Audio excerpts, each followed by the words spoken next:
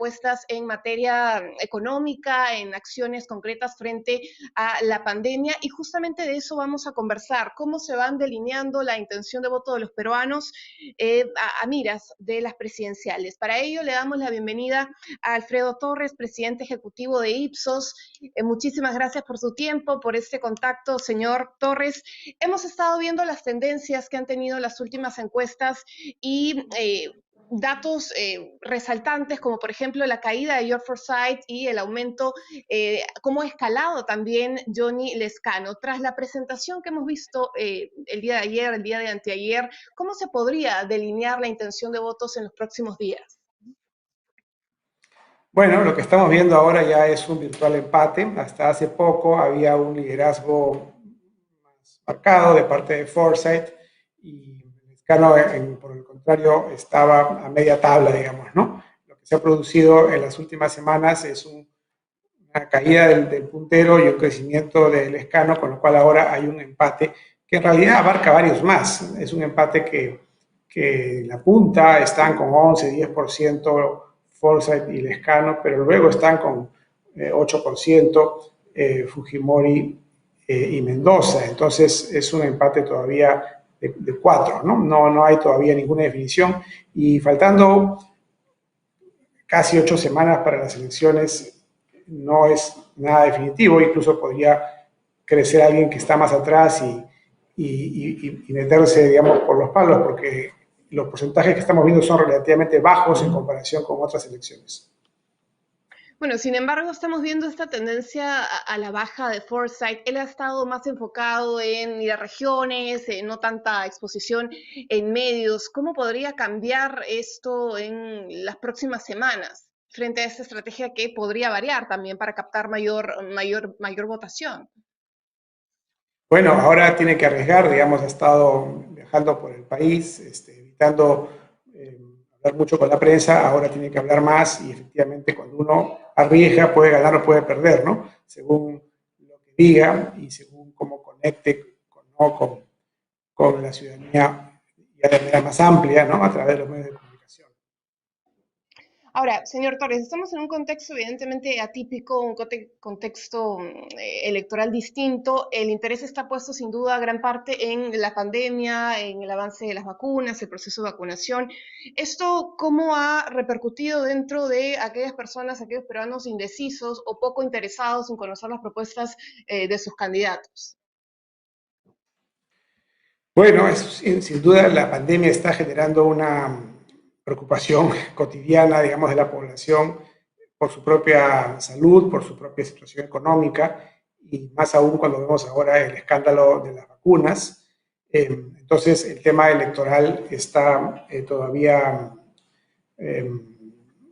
dejándose un poco de lado en muchas conversaciones, ¿no? Sin embargo, yo diría que la propia situación de haber varios candidatos que están virtualmente empatados hace que la campaña ya empiece a calentarse, porque las personas ya empiezan a preguntarse, bueno, ¿y cuál es la mejor opción? No tenemos un resultado ya cantado como en otras elecciones donde había un favorito que se disparaba, sino que la cosa está bastante disputada entre varios candidatos, ¿no? Ahora, este escándalo de las vacunas, ¿cómo podría afectar la intención de votos a algunos candidatos? Por ejemplo, Fuerza Popular, hemos conocido que uno de sus candidatos al Congreso, el doctor Einaga, formó parte de esta lista de personas que han recibido esa vacuna. ¿Puede restar puntos a la candidatura tanto de Keiko Fujimori como su plancha al Congreso?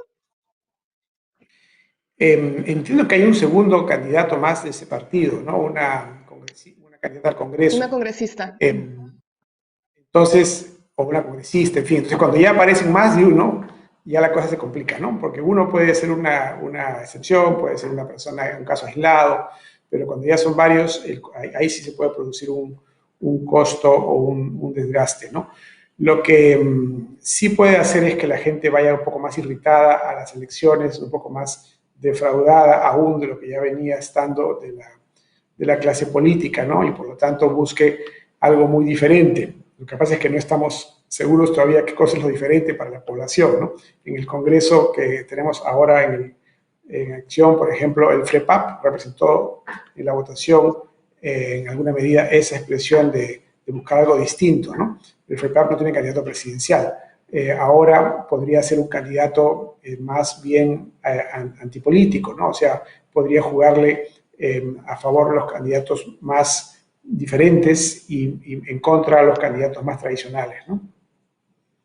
Ahora, justo usted está señalando este escalón que tienen otros y cómo de alguna u otra manera están empezando a repuntar, por decirlo de alguna forma, o ya podrían salir de esta esfera de otros, como por ejemplo es el caso de López Aliaga. ¿Cuál sería la tendencia en estos casos particulares?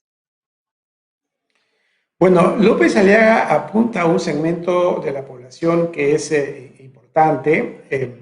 Yo escribí un libro recientemente que se llama Elecciones y Excepciones, donde hago un análisis de una tipología, digamos, de cómo somos los peruanos en función de tres ejes, ¿no? El eje político, entre democráticos y autoritarios, el eje económico, que es el más tradicional, ¿no? Entre gente que es más estatista, controlista y gente que es más liberal, pro empresa privada, y el eje social, entre los que son más conservadores y más liberales. Y hay un bolsón importante de gente que es conservadora en el Perú, más que el sector conservador es más grande que el liberal incluso. Hay también gente que tiene pues predisposiciones autoritarias, que es minoritario, pero no es tampoco muy pequeño. Y en el tema económico, la verdad, hay de todo, ¿no? Digamos, de izquierda, de centro y de derecha, que es lo que generalmente mide el eje económico. Este señor, este candidato, creo que apunta a ese nicho conservador, ¿no? Con elementos de autoritarismo que, digamos, hoy día está de alguna manera disputado en parte por Keiko Fujimori, que también ofrece la mano dura, por el propio Urresti, pero él es más radical en el tema del conservadurismo y creo que esa es su apuesta, ¿no? Crecer por ese flanco, digamos, del electorado. Ahora, este aspecto que usted señala, el aspecto conservador del país, ¿cree usted que le ha podido restar puntos a Julio Guzmán? Justo ayer hablaba el vocero del Partido Morado, Olivares, hablando de este episodio del uso de cannabis, de la marihuana. ¿Cree que, y bueno, el Partido Morado ya deslindó su posición frente al uso, que no sean con finalidades, fines médicos? ¿Esto podría haber sido Sí, es una un factor a la buena, baja que buena ha tenido en observación. las últimas semanas? Claro, Guzmán ha apostado al otro extremo, al extremo liberal, ¿no? Es el opuesto a López Aliaga. Hay también gente liberal en el Perú, pero es un nicho un poco más pequeño. Y la verdad es que para ganar una elección uno tiene que correrse hacia el centro, ¿no? En los tres ejes de lo que estamos hablando, ¿no? Porque la mayoría es ni muy conservadora, ni muy liberal, ni muy pro mercado, ni muy estatista, ni muy autoritaria, ni muy democrática. Hay un gran sector al medio. Entonces, en ese público del centro están compitiendo más, pues, justamente Lescano, Forsyth. Guzmán quizá apostó mucho a la idea liberal y ahí ha perdido algo de respaldo, ¿no? Ahora, un poco hablando, enfocándonos también para terminar el tema del Partido Morado, esa vinculación con el gobierno, ¿qué tipo de consecuencias puede tener dentro de las próximas semanas en el electorado? Teniendo en cuenta lo que ha sucedido Bueno, con las ministras, ¿no? Que han dimitido el cargo.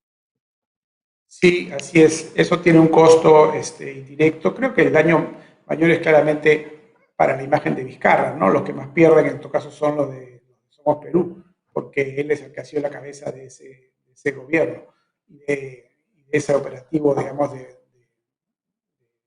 vacunación, digamos, oculta y con abuso de poder. Pero claro, en medida en que afecta a dos ministras de este gobierno que han renunciado, también le salpica un poco a este gobierno e indirectamente al Partido Morado.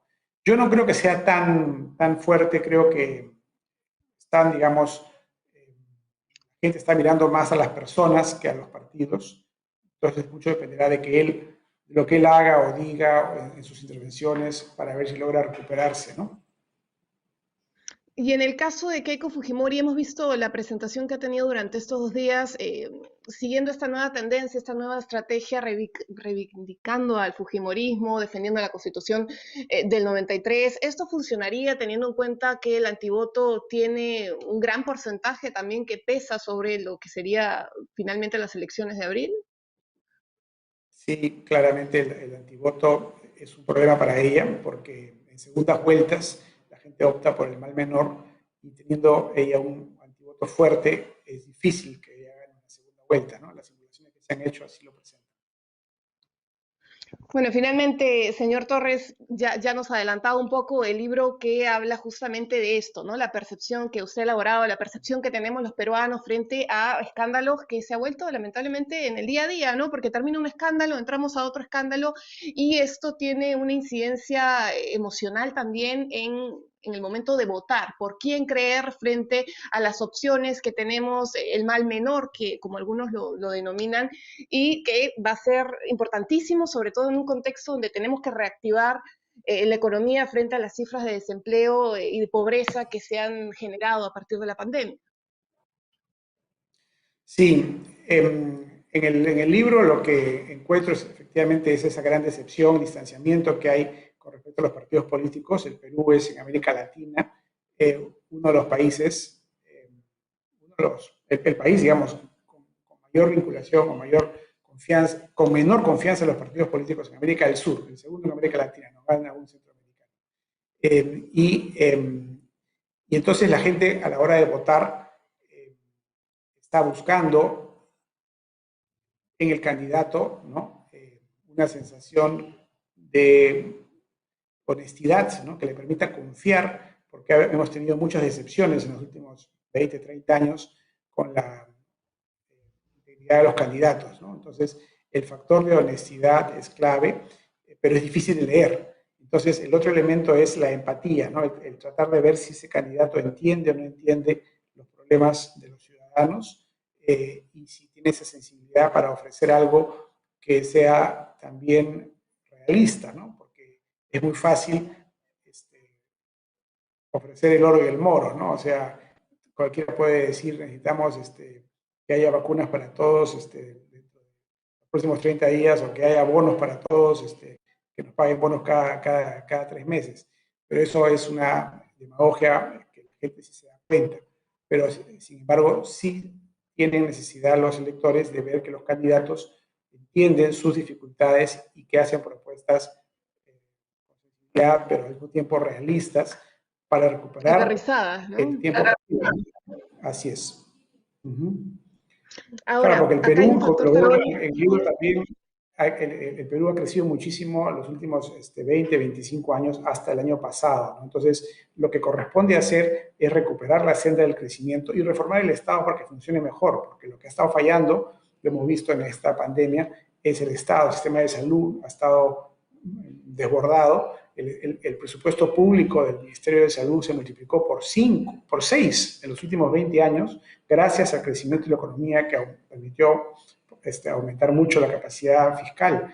Sin embargo, ese presupuesto no se ha visto debidamente, no se ha visto efectivo porque ha habido corrupción, ha habido ineficiencia a lo largo de estos 20 años y entonces el sector no funciona, ¿no? Entonces lo que planteo en el libro es que hay que volver a hacer las cosas que funcionaron bien, básicamente es el modelo económico, y corregir lo que funcionó mal, que es el desempeño del Estado. Necesitamos un Estado que funcione mejor.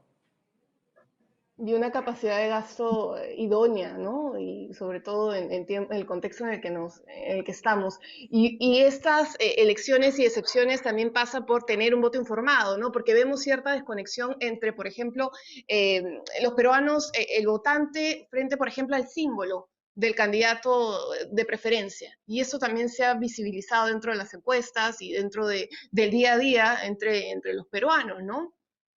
Y creo que es un punto Sí, también importante a eso, analizar. sí. Y es importante porque, aunque parezca mentira, hay símbolos que tienen muchos años de trayectoria y han generado una buena imagen, como la lámpara de Acción Popular, o incluso los corazones de Somos Perú, por gracias a Belaúnde y Andrade, respectivamente. Y hay otros símbolos de los candidatos nuevos que la gente no los conoce. Entonces, puede querer votar por un candidato nuevo, pero si no sabe cuál es el símbolo, pues va a tener dificultades. Estamos a ciegas, de alguna manera. Muchísimas gracias por todos estos detalles, señor Alfredo Torres. Este libro, Elecciones y Decepciones, ¿dónde lo pueden adquirir? Aquellas personas que de repente están viendo y quieren entender a profundidad este fenómeno que sentimos lamentablemente los peruanos cada fin de gobierno. Sí, el libro está en todas las librerías y todas las librerías están haciendo delivery, así que es fácil de conseguirlo por delivery. Y es una época como para leer, porque no se puede salir muy en la noche, así que es una época para leer. Lo recomiendo mucho a los candidatos al Congreso y por supuesto a todas las personas interesadas en política, porque es un recorrido de los últimos 40 años de democracia en el país. El Perú cumple 200 años de república este año, pero la democracia es mucho más joven, ¿no? De alguna manera podríamos decir que tenemos 40 años de democracia continua, en el sentido de que no ha habido golpes militares. Aún así ha sido una democracia con golpes y dificultades en el camino, pero de alguna manera vamos avanzando, ¿no? Por eso el subtítulo del libro es Una democracia en construcción. Bueno, muchísimas gracias por acompañarnos, Alfredo Torres. Gracias por su tiempo, por la espera, presidente ejecutivo de Ipsos, analizando un poco el panorama electoral, el voto frente a el poco tiempo que tenemos, poco menos de 8 semanas para hacer la elección, las elecciones presidenciales, cómo se van ubicando los candidatos, sus propuestas y sobre todo la importancia de tener un voto informado, sobre todo en este contexto, ¿no? En este contexto que nos toca reactivar la economía, empleo, pobreza y cómo actuar frente a la pandemia.